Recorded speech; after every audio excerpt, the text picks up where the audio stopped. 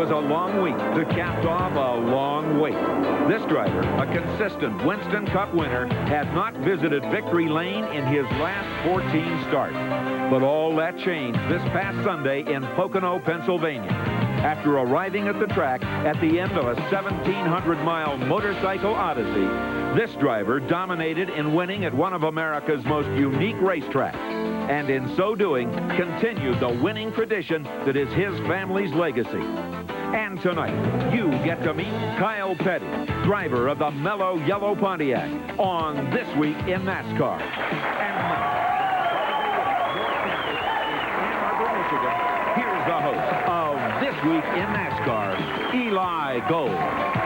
Good evening, everyone. Welcome to This Week in NASCAR. Tonight we are in Ann Arbor, Michigan. Our special guest, Kyle Petty, joining us tonight to talk about, among other things, his win this past Sunday. We'll take your calls and comments. Our phones are open, toll-free as always, 1-800-292-5551. That's the number to put you in touch with us tonight here in Ann Arbor on This Week in NASCAR. As far as the news of this week is concerned, actually a fairly quiet week off the racetrack. Congratulations are due to Hut and Pam Strickland. They are parents for the second time. Tabitha Jean came along on Tuesday afternoon, so we congratulate Hut and Pam. Tabitha, born in Birmingham, Alabama, on the racetrack at Michigan International Speedway today, qualifying for the ARCA cars. They'll run their race on Saturday afternoon. It's Jimmy Horton out of Hamilton, New Jersey on the pole. He'll share the front row with Bob Schacht out of Lombard, Illinois. So that's the news of this week. Now to our special guest for this evening's show, a gentleman who found his way to victory lane, and as soon as he climbed from the race car,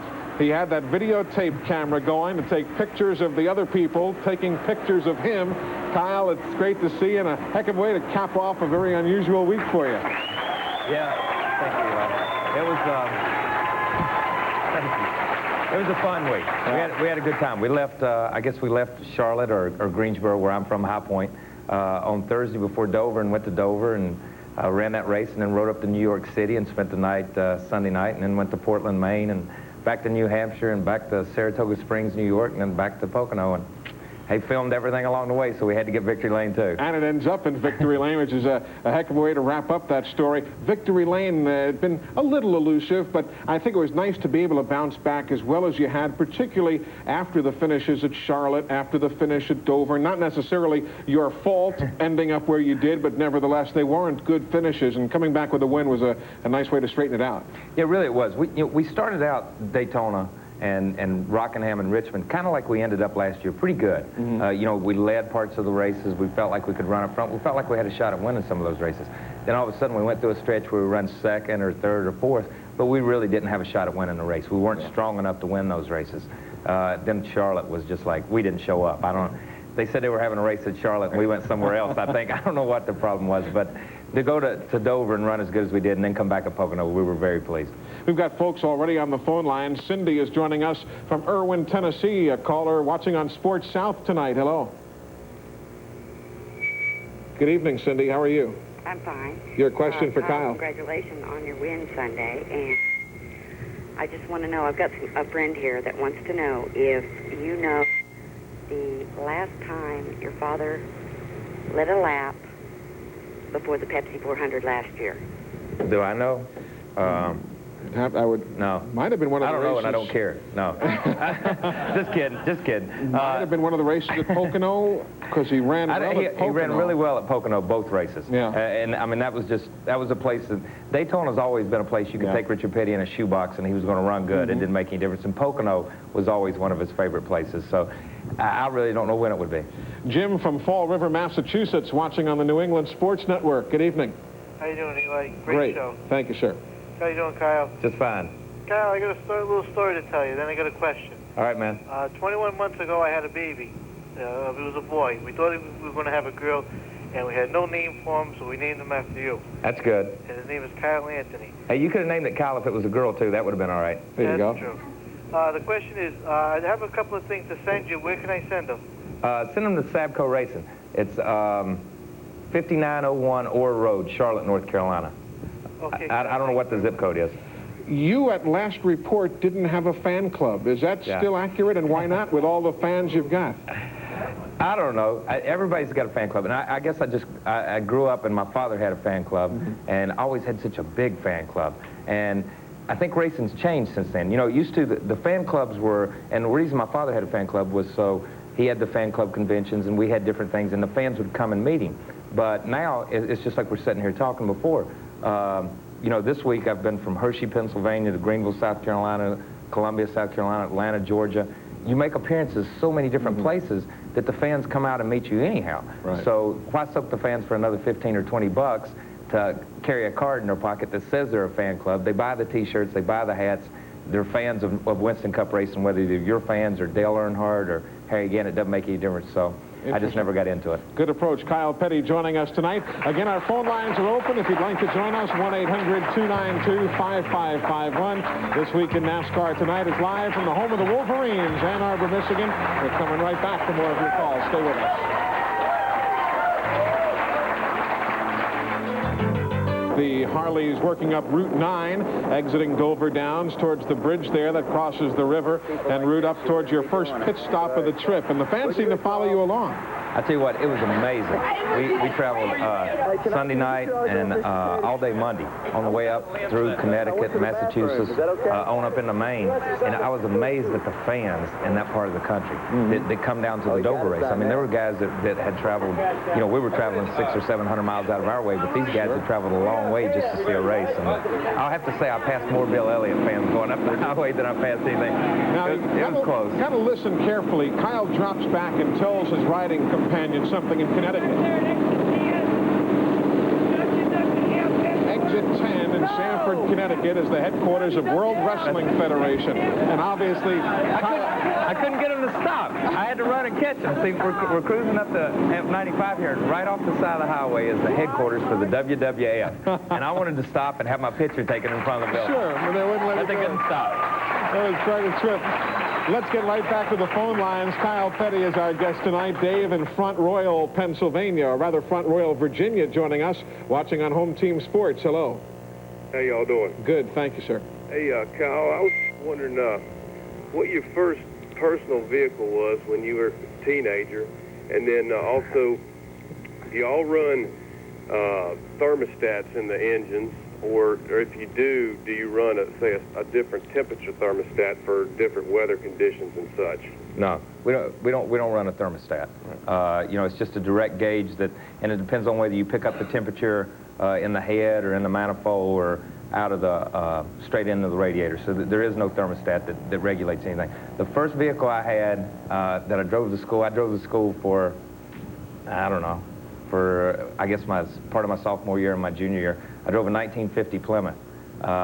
And my daddy gave it. We had this 50 Plymouth that was sitting there. My grandfather had raced a 50 Plymouth, and it was sitting there, and we got it running. And I drove it to school, and I had a front seat. It was a perfect car because if you had a girl with you, the front seat was about this wide, and if you had a bunch of people with you, the rear seat could seat 6 people right across the back because the body was shaped like that. So it was like having a van almost. There you go. Let's go over to Phoenix City, Alabama for our next call. Scooter watching on Sports South. Hello. Good evening, Eli. Good evening, sir. Congratulations, Kyle Petty, on your win last week. Thank you.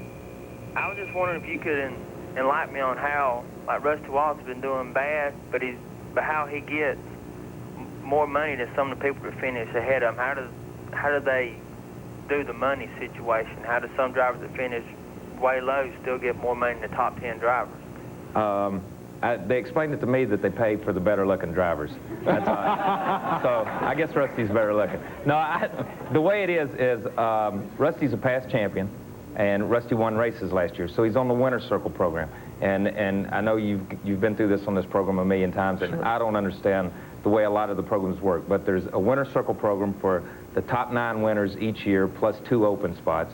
And then there's the 1B and the 1C plans for non-Winner's Circle drivers, but teams that compete in the top 25 or 30 each year that are there week in and week out, the highest finishing ones. And it's a complicated system, but if you'll go back down through there, 90% of the times the guys like Rusty or myself or Earnhardt who have trouble and finish 30th or something might make as much money as the guy that finishes 8th or 9th if he's not on the Winner's Circle or not on any plan. Just different incentive plans that NASCAR has in place. Now a caller from here in the state of Michigan, Mike in Bay City, watching on the PASS system. Good evening.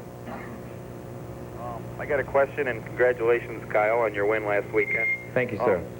My question is with NASCAR so concerned about the safety of the drivers and everything, is how come the driver is awarded the points for the race or whatever, how they finish? How come it doesn't go to the team, like the team number of the car, so like any driver could start that can drive that car? Well, actually, there are both owner points and driver points. There are both, and it's happened in the past. It happened when I was hurt, and that's a prime example. When I was hurt in '91, I think I finished 35th or 36th in the points, but the car itself finished like 11th or 12th in the points that year. So there are two different sets of points. The Winston money goes strictly to the driver. It's strictly a driver's points fund. NASCAR has a driver's points fund and an owner's points fund.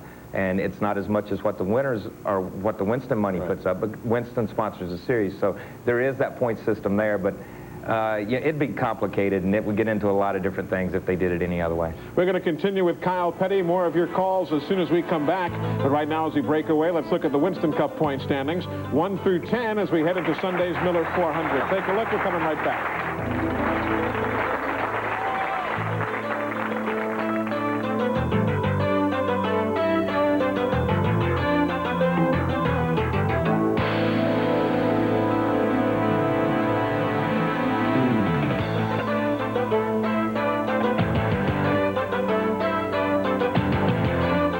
Route to victory at one of the toughest, at least one of the toughest to set up for of racetracks in this country. That one and Rockingham, where you've run so very, you seem to thrive on the tough racetracks. And I don't know why, because it just seems like places we go where everybody else runs really good, I run really bad, and places we go where there's only 2 or 3 guys that run good, then I'm one of the ones that can run good at some of those places. This is a tough racetrack because there's 3 different corners, and you have to set the corners up different. Did you shift all the way around as so many of the fellows did? Yeah, I shifted, and we were talking about this today, Robin, because I'm real bad about running a race and then remembering things that happened 2 or 3 days later. And for the folks who don't know, Robin is Robin Pemberton, your crew chief. Yeah, and we shifted. I would come out of, you downshift in the 3rd, going into the 1st corner and run 3rd over the tunnel and up through 3, and then you'd pull back in the 4th. And for some reason, I don't know if I got lazy or if something happened, but I got the missing 3rd gear. I'd pop it up in there and I'd hit neutral, and that would be good enough for me, and I'd coast down through 1 and then catch a gear again. And I told him, I said, check the transmission. They checked it and it was fine. So obviously it was a driver error all these times, but I made it anyhow. Let's go down to Pensacola, Florida. Ray watching on the Sunshine Network. Hello. Kyle, I'd like to congratulate you on the movement of your Pontiac racing program this year. Thank you. Could you please say hi to my daughter, Christina? She's one of your biggest fans. And what's her name? My question is, have you done any testing for Michigan? No. What's her? Christina. Christina? Hi, Christina. How are you? We appreciate it. Is that right? But no, we didn't do any testing. We didn't come up here and do anything. This is so far really off the beaten path from where we're at. And Michigan's not really a tough place to get set up for. If you come with a good motor and a really good car, then it's kind of like Talladega almost. You're either on or you're off. And if you're off, there is no getting on. That's just the way it is. You got to wait till the next race and come back again. So we didn't come and test. We do have some interesting test sessions coming up, though, for the fellows heading to Loudon, New Hampshire. Some teams have already been there. Others are going. And, of course, coming up in mid to late August, after our 2nd visit to Michigan, is another 35-team test at the Indianapolis Motor Speedway. Yeah, I think everybody's excited about going back to Indianapolis to the test. Last year, 9 of us went and did a tire test kind of thing for Goodyear, and really it was more of a PR thing than anything else to get everybody used to it and used to the idea. And you know, the talk in the garage area is let's go, let's go. They wanted to go after this race, but I think Goodyear's going to be doing some tire testing right after that, some legit tire testing. So hopefully we'll come up with something. A visitor from Topeka, Kansas, joining us here at the hotel in Ann Arbor, Michigan tonight. Hello, Kevin. How are you? Great, Kevin Utlinger. I just flew in 1,300 miles. My arms are tired. I met Richie last year at Topeka Raceway, 2.5-mile road course. We consider it a world-class facility. We want to know when you're going to ride your Harleys down and see us. My wife, Terry, and I will put a party up for you and everything. You're more than welcome. Of course, the ARCA cars are running again at Topeka later this summer. Is Richie Petty a good racer at this point? Throw your family ties aside. You just see this guy in a race car. Does he have the makings of a good racer? I think he does. He just doesn't have the time in the car right now. He just, you know, they started running at Caraway. They did a bunch of stuff, and now he's moved up to the ARCA, and he does pretty good in the ARCA stuff when he runs it. He just doesn't get an opportunity to run a lot of races. When you only run 3 or 4 races a year, then you just don't get the experience. You got to be out there banging your head against the wall week in and week out to get that experience. You know, when the Winston Cup cars are going to come to Topeka, your guess is as good as mine. Give me your name and number before I leave, because when we come, we'll call you. There you go. Now a call from a visitor and a viewer here in the state of Michigan. Jody is in Hillsdale, watching on our host network tonight, the PASS system. Good evening. Hello, Jody. How are you? Apparently it was something we said. Jody couldn't stay with us. We'll try and hook back up with her. You talked about Michigan International Speedway. This weekend, you see 3 wide racing, 4 wide racing at times. Is this a racetrack where there's no preferred groove? I mean, is this a track where you can really go where the car wants and not worry about it? Really, you can. You know, and I think, you know, Harry's a good example of that. Harry, he'll go straight to the wall after a while and just run right up along the wall. Earnhardt will. And I've seen Earnhardt win races up here right on the white line, and I've seen him win races all the way up next to the wall. You know, when Davey runs good up here, he'll run all over the racetrack. He'll find a groove that really works with his car, and he'll make it work really good. Elliott, when he was on such a hot streak up here, he was the same way. It was totally different each time you come back. And that's the way it is. You go out and you run those first few practices, and you find a place where your car really works good, and then you try to maintain that. You try to keep that. You don't try to, if you're running high, you don't try to bring it down low and say, well, I got to be working low, because it really doesn't make any difference, because you can run 3 and 4 wide down the straightaways and at least 2 and 3 wide sometimes in the corners. One thing about these northern tracks, too, they change so much. Pocono, Michigan, Watkins Glen, to some degree, because of the harsh winters they have up in this part of the country. Yeah, but you know, the advantage that we have in Winston Cup racing is that Goodyear, every time you come back, they come with a better tire. So that throws you off a little bit too. You know, no matter what the asphalt does, whether the asphalt gets worse, whether it gets better, it really doesn't make any difference. Goodyear continues to advance their technology and come with better and better tires. And, you know, you hit it one week, you might hit the right setup this race and come back a month and a half later and be totally out to lunch. And that's one of the allure of this sport. We're going to come back and take more of your questions for Kyle Petty, but a reminder about our next couple of shows on This Week in NASCAR. Next week, we're going to take a bit of a departure from the norm because of a scheduling change. We're going to record our show on Wednesday of next week at the studios of WTVI Television in Charlotte, North Carolina. If you're in Charlotte, we'd love to see you there. If you'd like to call in, the phones will be open at 5 o'clock Eastern Time next Wednesday, although you'll be seeing the show at its regular time, this very same time slot next Thursday. And in 2 weeks, we'll be down at the world's most famous beach. We'll be in Daytona Beach prior to the Pepsi 400 at the studios of WESH-TV, the NBC affiliate there. So we'd love to see you in Daytona Beach, or certainly right here on your local Prime Network affiliate. And as soon as we come back, right back to the phones, your calls for Kyle Petty. Stay with us.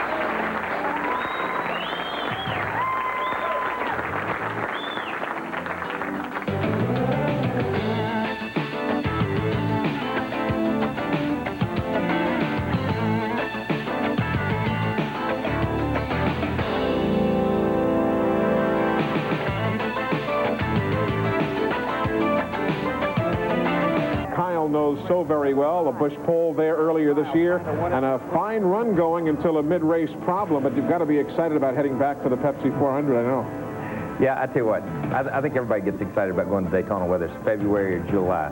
You know, there's so much history there. So many great drivers have won the race there that, you know, just to put your name on the list is a big deal. So I think everybody goes down there with the idea that they're going to come away a winner at some point in time. As difficult as it is to run at that racetrack, it brings into even clearer focus what your dad has done, winning his 7 500s and his successes throughout the summertime races. It really is, of all the untouchable marks out there, you just wonder if anybody will be able to equal, let alone the championships, but his successes at Daytona. Yeah, each time I go down there, I get a little bit more respect for what he's done. Yeah. You know, I went down there so many times with him when I was younger. And, you know, we'd go down there and he'd go to the racetrack every day, and all of a sudden you'd go on Sunday and he'd win a race and you'd go home, and that's just the way it was. Routine. And it was like a no big deal, you know what I mean? And all of a sudden I start driving a car and I'm like, God, this is the hardest thing in the world to come down here. And, you know, I think Dale Jarrett winning the race this year was a major, major deal. You know, and I think that was great for racing, being, you know, Ned being his father and Ned being a past champion, it added a lot to the sport. And, you know, if I could go down there and just win once, that's all I want. I don't care if it's July or February. It doesn't make any difference to me. Just win one more down there. Yeah. What was the thought when you won that first ARCA race, your first ever closed course start, 79? What were you thinking? I know you had a strong car, but nevertheless, you had to be full of emotion that day. I tell you, I was 18, you know what I mean? So I wasn't really thinking a lot, even though at 18 I was the smartest race car driver in the world. Certainly. I will say that. But ask my father, he'll tell you. So, but I mean, I tell you what, to go down there and to be able to do that right out of the box, you know, right off the bat with that car, you know, I just felt very fortunate, to tell you the truth, more than anything else. I knew I didn't know absolutely, I knew nothing about driving a race car, and to come and win, it was like incredible. And then I went to Talladega for a Winston Cup race, and they kept telling me, you know, and I've watched Winston Cup racing all my life. Sure. And I went to Talladega for a Winston Cup race and qualified 19th, and Bobby Allison was 20th, and I said, man, this is great. You know, I got this covered. I've out-qualified Bobby Allison here, even though I'm 19th, you know. And they dropped the green flag, and I think at Talladega, they were running like 196 or 97 then. I think they lapped me in 15 laps. And I mean, I was just white-knuckled the whole time, just like that. And I'll never forget, the race was over with, and my tongue was hanging out, and Daddy and Bobby both came by, and they were like, just like they'd been sitting there watching the race all day long. They weren't sweating, they weren't doing anything. And I'm like 18 years old, and I'm thinking, man, I got a long way to go if I'm going to be 45 years old and doing this stuff. Still doing it. It was fun, though. Kyle Petty is our guest. Let's go down to Ray joining us in Carlton, Georgia on Sports South. Hello, Ray. How you doing? Good, thank you. Yeah, I want to take y'all back to Daytona when Cal had his accident. Yeah, man. Cal, do you think that was interference? Somebody touched you up in the rear end or something? When I, at Daytona? Yeah. You mean when I slammed Bobby there? Yeah, that's it. Is that where you're getting to with this? Yeah, No, I tell you what. I just wondered, you know, if you felt like, I know you got up, you was pretty upset, you know, when you got out. Yeah, I was a little upset. Did you feel like he did something he shouldn't have done? No. What I did, the whole deal was that, and you know, there's been a million things written about it, a million things said. And, you know, I came down through there, and we were trying to get woe down, and I looked to the left, and there was Terry. Labonte was to the inside of me, and I tried to go to the right, and I think Derek went by me on the outside. So there was really no place to go, left or right. I couldn't go either way. So, and when Bobby came back up the racetrack, then I run into him. You know, and I leaned across the car to make sure he was all right, and then I walked away, and then he came up to try to explain his side of the story, and just to be totally honest with you, I didn't want to talk. And that's what it all boiled down to. And as I would try to walk away, and he would come back, and I would try to walk away, and he would come back, then finally I just got PO'd because he kept coming back. Just to be honest, that's just all it boils down to. And, you know, he didn't take his helmet off, so it gave me a handle to hold on to when I grabbed him. So it got out of hand, but what can you do? Ron is up next from Richmond, Indiana, watching on Prime Midwest. Good evening, Ron. Good evening. Kyle, congratulations on your win at Pocono. Thank you, sir. And I've got two questions for you about Indianapolis. Are you looking forward to driving on a Brickyard? And would you ever consider driving an Indy car? The answer to both is, yeah, I think we're all looking forward to going to Indianapolis. I think not only us and racing, as far as drivers, I think the sponsors are. I know you guys are. You know, It's a new place. Everybody's looking forward to going to a new place. I mean, we've run these same racetracks for 100 years, and everybody wants to go somewhere new. As far as driving an Indy car, as bad as we run at Charlotte, during a bunch of stuff that we did there during the Winston and stuff, on that Monday after the Winston, I was supposed to go to Milwaukee, and I had talked with Chip Canassi, who owns Ari Leindyke's car, and I was going up to Milwaukee and test one of their Indy cars on that Monday, but we ran so bad during the Winston, we tried to get our stuff back together to run the 600, and obviously it didn't work for us there either, but yeah, I'd run an Indy car. I'm not sure I'd run an Indy car at Indy, but I do want to drive an Indy car at some point in time. Let's head out to Costa Mesa, California for our next question. Beth joining us, watching on Prime Ticket this evening with a question. Good evening, Beth. Congratulations, Cal. I was wanting to know why you run the restrictor plates, and when you run at Indianapolis, are you going to run the restrictor plates? We run the restrictor plates at Daytona and Talladega, as most everyone knows, and that's just because the speeds were getting so high. And with the wrecks that Bobby had and with the wrecks that some of the other people had there and getting up in the air, they were real concerned for the fans. So that's why we run them. I don't think we'll run a restrictor plate at Indianapolis. When we went up there and tested, you know, the Indy cars run 220, 225, something like that. Our car's average speed was like low 160s, high 160s, somewhere in that range. Sure. Seem to be, because we have to slow down so much for the corners. And after going back up there and looking at the racetrack where they took that bottom lane away, then that's going to hurt us a little bit more too. So we're not going to be that fast there. I remember the old days at Ontario Motor Speedway. Even the stock cars used that apron area there at Ontario, and of course that no longer exists at the Brickyard. We're going to come back, continuing our chat with Kyle Petty. Right now, as we break away, let's check out the Rookie of the Year standings. The Max Race Cars rookie battle really beginning to tighten up. Take a look. We'll be right back.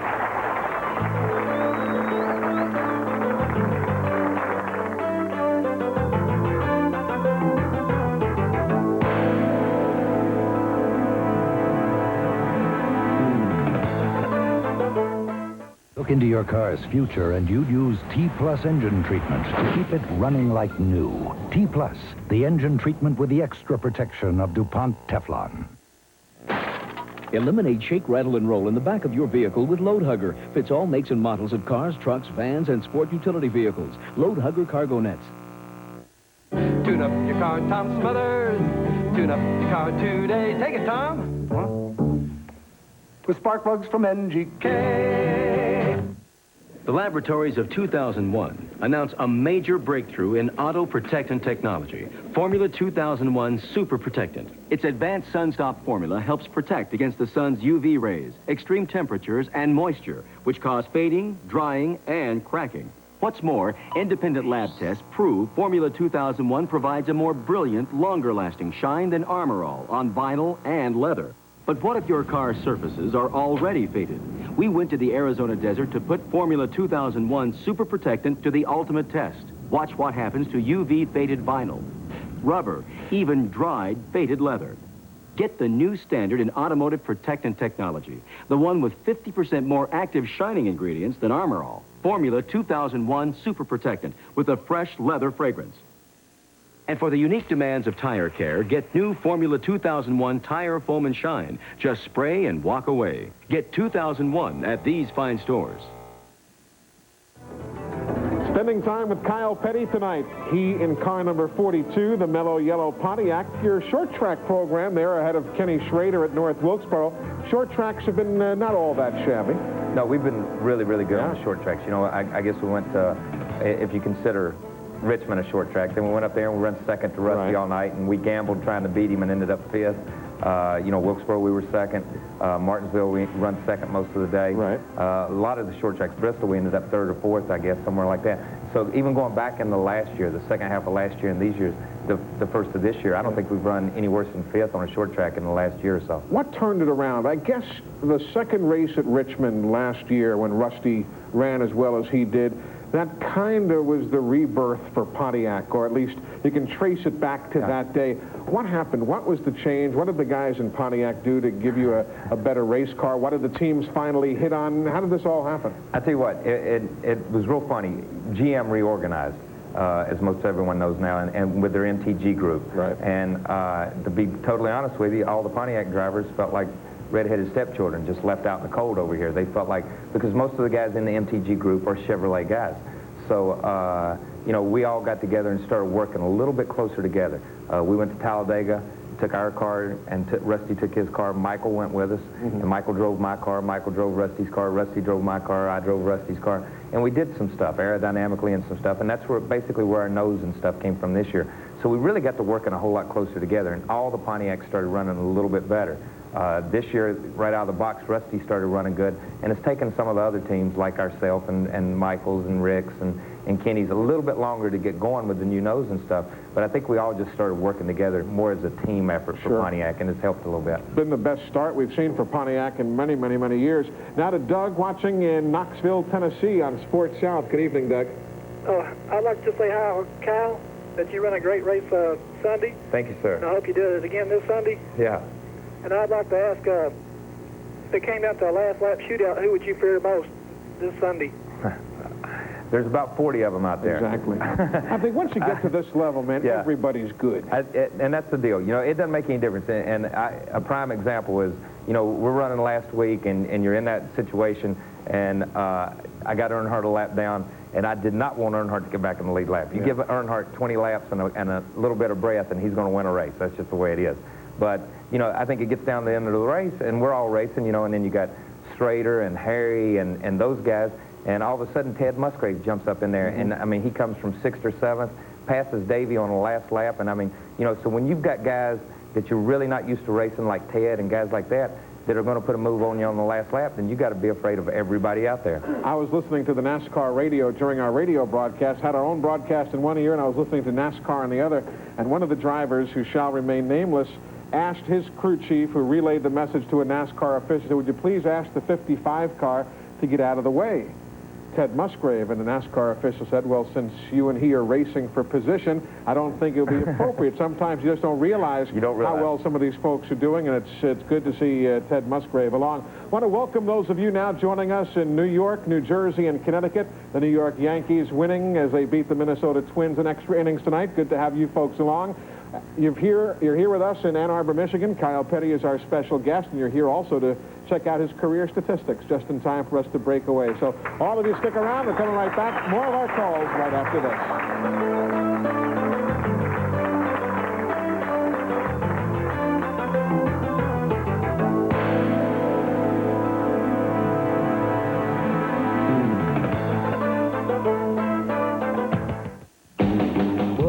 Take to be a mountain man, do you need a big horse, do you need a deep tan, do you have to have a saddle, do you have to have the gear? Well, the simple truth is you just gotta have the beer.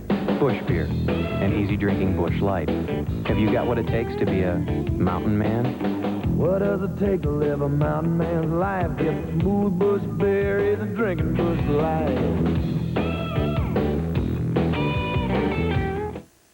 The laboratories of 2001 announce a major breakthrough in auto protectant technology, Formula 2001 Super Protectant. Its advanced sun-stop formula helps protect against the sun's UV rays, extreme temperatures, and moisture, which cause fading, drying, and cracking. What's more, independent lab tests prove Formula 2001 provides a more brilliant, longer-lasting shine than Armor All on vinyl and leather. But what if your car's surfaces are already faded? We went to the Arizona desert to put Formula 2001 Super Protectant to the ultimate test. Watch what happens to UV faded vinyl, rubber, even dried faded leather. Get the new standard in automotive protectant technology, the one with 50% more active shining ingredients than Armor All. Formula 2001 Super Protectant with a fresh leather fragrance. And for the unique demands of tire care, get new Formula 2001 Tire Foam and Shine. Just spray and walk away. Get 2001 at these fine stores. Fact. Only one magazine is the best source for auto racing news. On Track. Fact. Only one magazine covers Formula 1, Formula 3000, Indy cars, Trans Am, IMSA, NASCAR, and more every 2 weeks. On Track. If you want 100% auto racing, call 1-800-825-8214 now and get 1 year, 25 action-filled issues for just $29.97. Call On Track now and get the facts. There's the brain trust of the Mellow Yellow Pontiac, team owner Felix Savadas on the left, crew chief Robin Pemberton, as comfortable together at the racetrack or as they were there at the Indianapolis Motor Speedway in the midst of a press conference. Felix is an unusual guy, but a very interesting man and one of the nicest fellas in the garage area. And you folks are together now for at least 3, potentially, I guess, 6 more years now with the new contract. That's almost unheard of in this business. Yeah, I tell you what, you know, we feel real fortunate. And you know, I said this when Coca-Cola and Mellow Yellow made the announcement. I think that says a lot for the team, for Robin and for Felix and for John, for the entire group of guys, that they were willing to step up and say, okay, we've been with you guys 3 years, let's stay for 6 more years. I think it says a lot for us, but I also think it says a lot for the sport.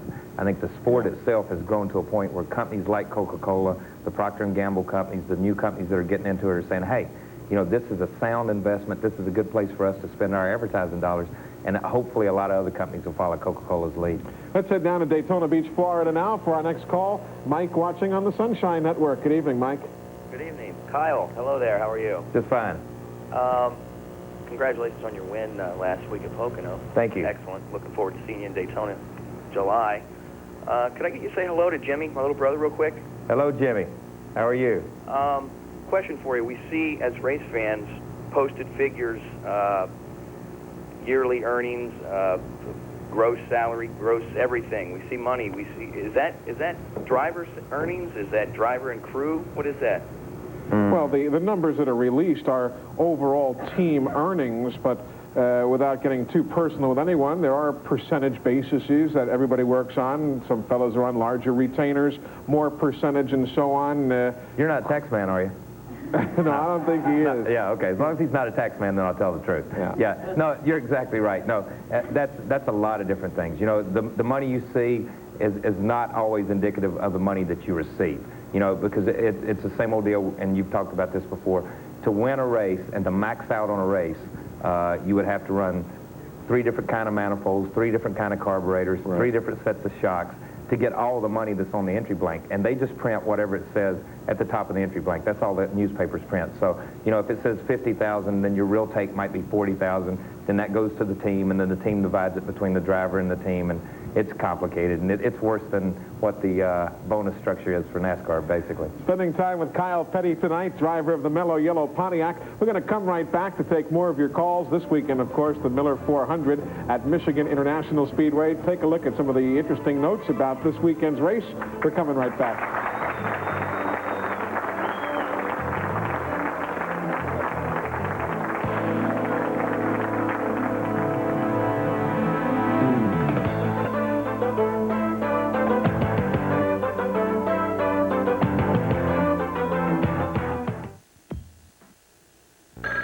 Parts. Do you have custom running boards? Do you carry gas shocks? Do you sell Holly carbs? Do you have chrome wheels? Neon kits? Lift kits? Stereos? Turbo mufflers? Tarmac? Jeep top? Front filters? Pinstripe? Slick 50? Bug shield? Yes, Pickup Restore, the engine restorer and lubricant. Its patented formula can boost compression, reduce oil burning, and restore power to vehicles with high mileage from $4.95. For high performance, off-road, or traditional replacement parts and accessories, visit your nearest Key Parts Auto stores or call 1-800-AUTO-PARTS.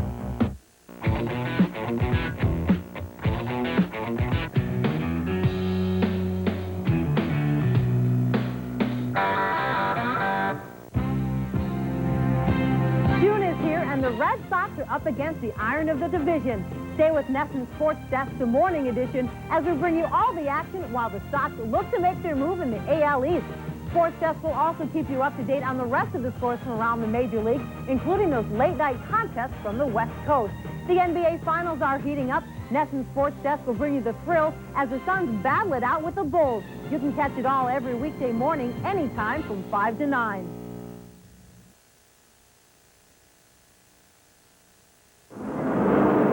There's Kyle Petty getting set to go to work. Another practice session for the NASCAR Winston Cup Series as the Mellow Yellow Pontiac pulls out of the garage area and gets set to go out racing. I'm Eli Gold, the driver of that Pontiac. Kyle Petty is our special guest this evening as we welcome you back to the Holiday Inn North Campus here in Ann Arbor, Michigan for this evening's edition of This Week in NASCAR. This hotel has been host site for our show now for a number of years in the Holiday Inn in the midst of a total refurbishing. So if you're in the area for racing, for Wolverine Sports, or for whatever business might bring you here to the state of Michigan, you might want to remember the Holiday Inn North Campus is a good headquarters here in Ann Arbor. With Kyle Petty, our guest, we go up to Buffalo, New York for our next call. Kevin, watching on the Empire Sports Network. Hello. Hi, Kyle. Congratulations on your win last week. Thank you, sir. I just wanted to know, when you dominate a race like you did last week, is it tough to keep your intensity and your concentration levels up? No, it's really not. Because what you do, you pick some, or they give you lap times each lap, you know, whether you're running 50-second flat or, you know, 57.50s or something like that, and you end up just racing yourself. And what you end up doing is trying to drive smoother and smoother and faster and keep it in a zone there. You know, it wasn't too hard last week because, you know, I'd look in the mirror and here come Davey would be coming, and then I'd look in the mirror and Harry would be coming. Sure. So you were having to go further and further. Even though I got 3 or 4 seconds ahead, those guys, when you look in a rearview mirror and you're in a race, it seems like they're coming on you really quick. Sure. So you never get too bored, even when you run out front. Brad is joining us next from down in Dallas, Texas, watching on HSE. Good evening, Brad. Good evening. How you doing? Good, thank you. I'm originally from Florence, South Carolina. I've been watching NASCAR at Darlington for years and years and years. My father was the vice president of Trans South, so I've been Trans South 500 for many of years. I got 2 questions for you. I've been here in Dallas for since January, and is NASCAR ever planning on coming to Dallas or to Texas area? Oh, of course, the Winston West Series and the ARCA cars run Texas World Speedway. And right now, there's nothing that I've heard of going back to Texas World. I remember you've been there. We've all been there. Oh, yeah, we've all been there. Raced there many a time. I remember one time you spun off the racetrack. Didn't you get caught in the mud or something? Yeah, hottest I remember place in that. the world, Hottest place, and they have mosquitoes about this big, man. Yeah. I've never seen. You kept feeling, they've got mosquitoes this big, and they keep hitting you in the back, and you think somebody's hitting you in the back wanting an autograph, and you keep turning around, and there's mosquitoes running into the back of you. But nothing that I've heard of on the docket right now as far as heading back to College Station, Texas. But do check out the Winston West and the ARCA cars as they run there each year. Carl is joining us next with a question from Springfield, Missouri. Hello, Carl. Good evening. Good luck this week, Kyle. Hope to see you come up in August there in Springfield. And a couple questions. Do you think we'll see any changes towards the end of a race where you have to finish it under green for so many laps to kind of keep people from banging around so much? No. No, I don't. You're not going to see anything like that. You know, this is. I think what a lot of people have to understand. This is not Saturday night racing. Yeah. You know, this has progressed to the point where it's bigger than that. And when it says 500 miles, it's 500 miles, whether it's caution, and whether it's 500 miles of caution or 500 miles of green. You know, I think what's happened is that NASCAR has taken a bad rap on a couple of different things here that's happened, but it's not their fault. It's just the way the races work out, you know, and there's nothing you can do about it. If a caution falls, if a guy wrecks with 2 or 3 laps to go, they get him off the racetrack and they have to drop the green flag with 1 lap to go, they have to drop the green flag, and that's just the way it is. And with everybody figuring out their fuel mileage to the nth degree, if your favorite driver is leading at 500 miles, but runs out at mile 502 because the race has been extended 505 miles, then you'd feel awfully bad about that. So, like Kyle said, it's 500. You go the advertised distance, and so be it. Bonita joining us here at the Holiday Inn in Ann Arbor with a question. Good evening. Hi, Kyle. Welcome to Michigan. Thank you. First of all, I wanted to wish you a happy Father's Day from all your Winston Cup fans here in Michigan. I hear a lot about how you used to go to the track when you were a kid and, you know, hang out with, you know, the Allisons and the Jarretts and Pearsons. Who are your kids playing with at the track? I don't let them hang out with that rough crowd. No, I tell you what, it was, the sport was so much different then than what it is now. And, you know, when we used to, everybody stayed at the same hotels. Right. You know, and if you just look at the Allisons would take up an entire floor of a hotel because, you know, there was Bobby and Donnie and Eddie and all of them. Sure. You know, there were 1 million of them. And then they had 6 or 7 sisters and their mother and father, and they all had 4 kids here.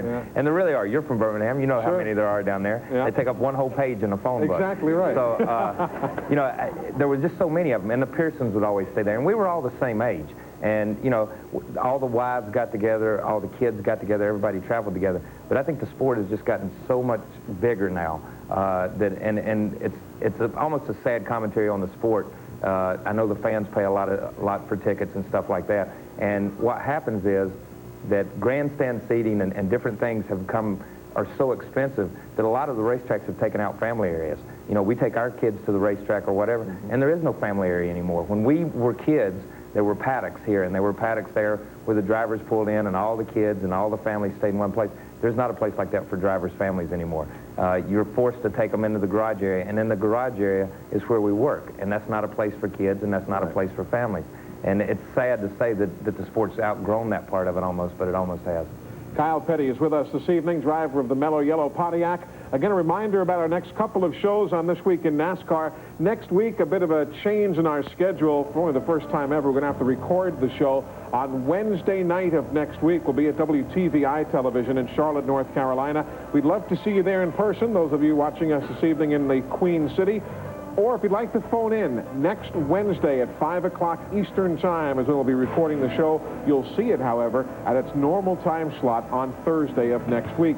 In 2 weeks' time, down to Daytona Beach, just prior to the Pepsi 400, we'll be at the studios of WESH-TV, Channel 2, on Ridgewood. That's US 1 in Daytona. Come on by and join us there for This Week in NASCAR. Right now, we invite you to stay tuned. More coming up with Kyle Petty, so don't you leave us. We'll be right back.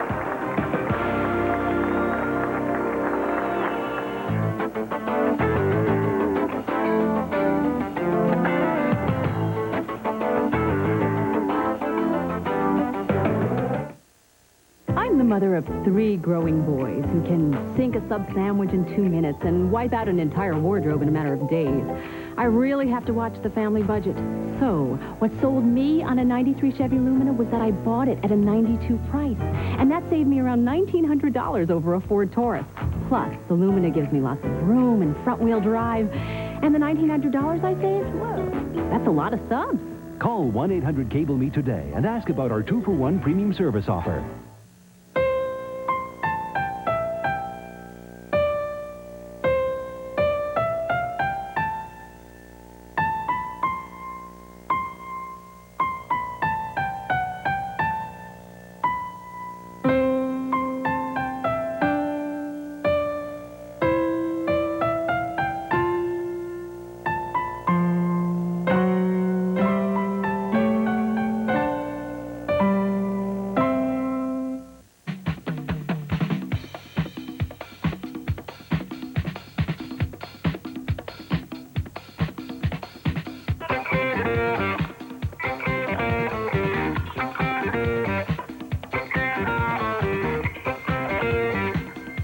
Top surfers will be hanging 10 in Imperial Beach Friday night as the Bud Pro Surfing Tour returns. So catch a wave tomorrow starting at 9 right here on NESN. Your ticket to a hot summer night.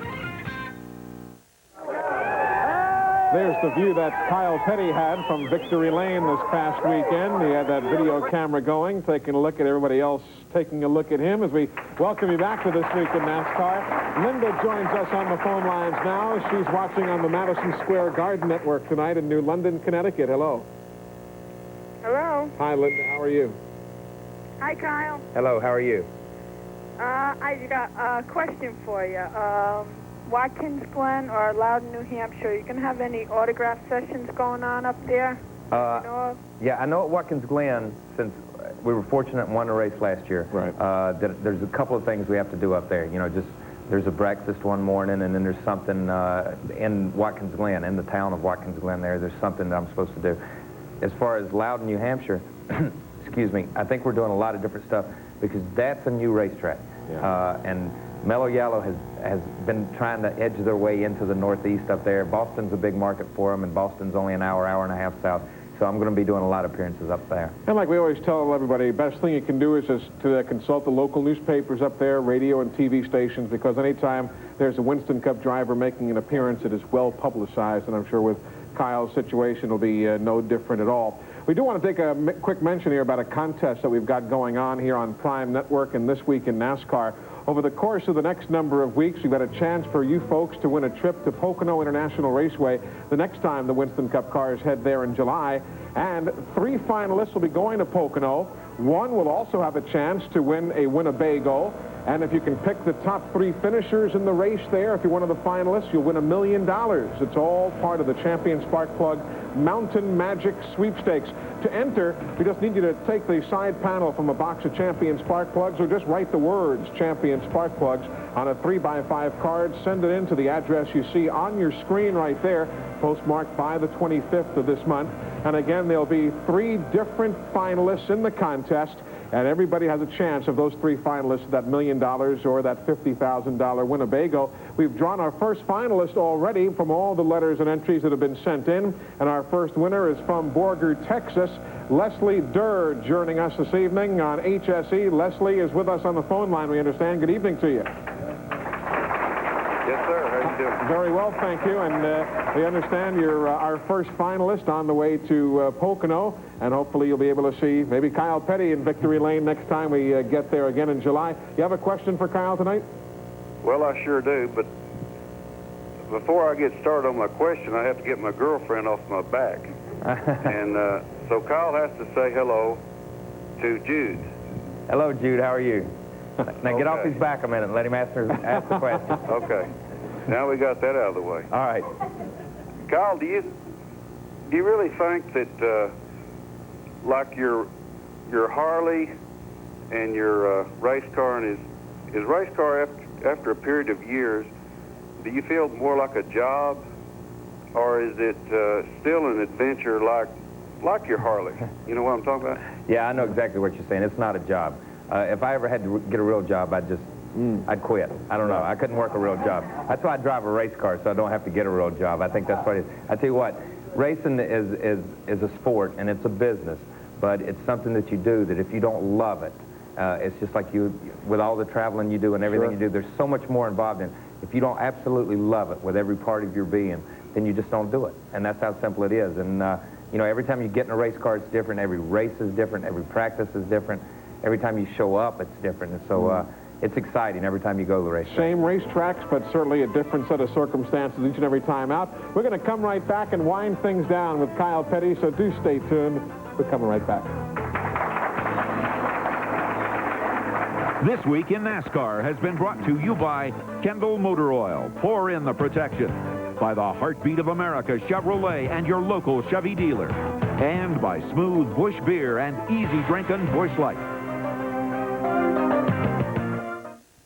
Okay, Dad. I'll never forget my first oil change. For more than 5 generations, people have trusted Kendall Motor Oil to protect their engines. Today's Kendall protects better than ever. Car is a pretty big responsibility. Yeah? And this is the key. Hey, Charlene. Did you put the drain plug back in, son? That day, I learned something about motors and motor oil. What's that look like? And to be sure to put the drain plug back. Look for the newest members of the Kendall NASCAR racing team, Kyle Petty and Kenny Wallace.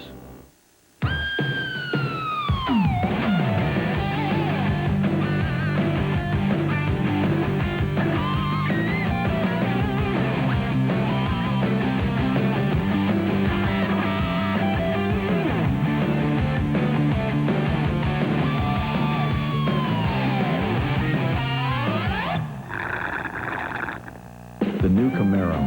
What else would you expect from the country that invented rock and roll? Where to find the mountain man. A mountain man can often be found on the trail of adventure, in search of remote watering holes, or weathering harsh climates. Most often, however, you'll find the mountain man wherever you find smooth Busch beer or easy drinking Busch Light. So, head for the mountains and find yourself in the wide, open world of the mountain man. The Inside Story starts here. From the greats of the game to current controversies, nobody covers the big stories in the big leagues like Ed Randall's Talking Baseball. Get the Inside Story on Prime.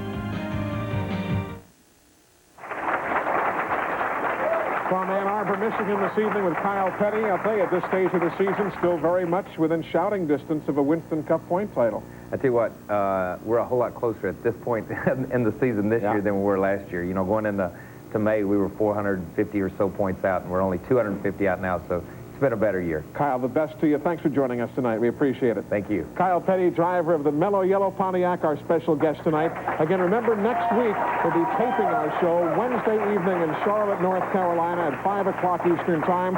Give us a call at the same phone number next Wednesday night. You'll be able to see it at its normal time next Thursday. For all of us here in Ann Arbor and for Kyle Petty, I'm Eli Gold. Thanks for your calls. Good night. Have a great week. So long, everybody.